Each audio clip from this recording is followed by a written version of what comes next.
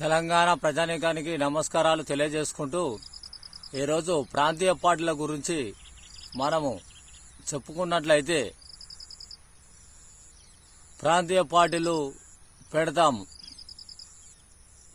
ప్రాంతీయ పార్టీలు వారు పెట్టిన తర్వాతకి ఆ పార్టీకి అధ్యక్షుడు ఉన్నటువంటి పెద్ద మనిషి ఏం చేస్తాడు? ఆ పెద్ద మనిషి తప్పుకొని తన కొడుకుకో బిడ్డకో ఇస్తాడు. వారి వయసు ఎంత ఉంటుంది? 30, 35 లేదా 40 సంవత్సరాలు ఉంటుంది. అయితే ఈ పార్టీలో పనిచేస్తున్నటువంటి వారి వయసు ఎంత ఉంటుంది? వాళ్ళ తండ్రితోటి ఉంటుంది. అంటే వీరు ఒక 70-80 సంవత్సరాలు వీళ్ళు ఉంటాయి. 70-80 సంవత్సరాలు ఉన్నటువంటి వయసు గల ఉన్నటువంటి వ్యక్తి ఈ 35-40 సంవత్సరాలలోనికి దండం పెట్టి వంగి దండం పెట్టి తన టికెట్ల కోసము టికెట్ రావడం కోసం మనం బతలాడుతూ రికమెండ్ చేయాల్సినటువంటి పరిస్థితి ఏర్పడుతుంది.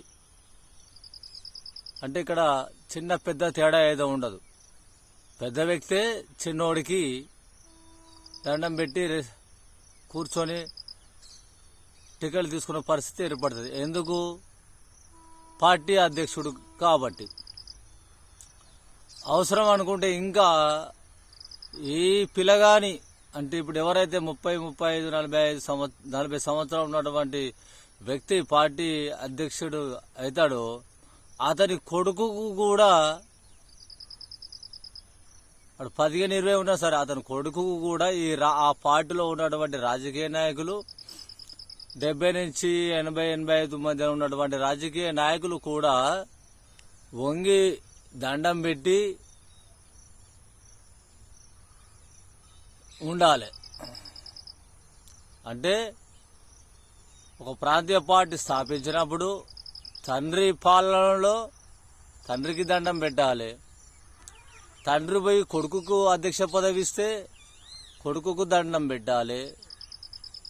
కొడుకు పోయి మనవనికి అధ్యక్ష పదవి ఇస్తే మనవనికి పెట్టాలి. ఇది 70-80 సంవత్సరాలు ఉన్నా కానీ వీరు దండాలు పెట్టి టికెట్ల కాడ వంగి దండాలు పెడుతూ బతులాడుకుంటూ భయపడుకుంటూ క్రమశిక్షణలో ఉండాలి. ఎవరు? 70-80 సంవత్సరాలు ఉన్నటువంటి రాజకీయ నాయకులు, అనుభవం ఉన్న రాజకీయ నాయకులు. అంటే ప్రాంతీయ పార్టీ రాజకీయ పాలన అంటేనే రాజరిక వ్యవస్థ. ప్రాంతీయ పార్టీల రాజకీయ పాలన అంటే అది రాజరిక వ్యవస్థ అని ఈ తెలంగాణ ప్రజలకు అదేవిధంగా ఆంధ్ర ప్రజలకు కూడా నేను తెలియపరుస్తున్నాను. అందుకే మంచో చెడో, మంచి చేసిన నేషనల్ పార్టీ, చెడు చేసిన నేషనల్ పార్టీలే ఉండాలి తప్ప దేశంలో ప్రాంతీయ పార్టీలు ఉంటే దేశానికి నష్టమే తప్ప లాభం లేదు. కాబట్టి లాభం ప్రాంతీయ పార్టీలు ఉంటుండొచ్చు ఎంతో కొంత, కానీ ఏదో ఒక బలమైన ఇష్యూ మీద ప్రాంతీయవాదం పుట్టినప్పుడు ఆ ఇష్యూ యొక్క సాధన కోసం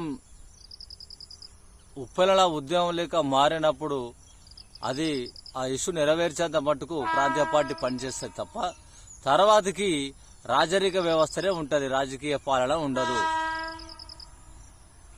కాబట్టి భారతదేశంలో ప్రాంతీయ పార్టీలు ఉండడం వల్ల ఆయా ప్రాంతాలలో రాజరిక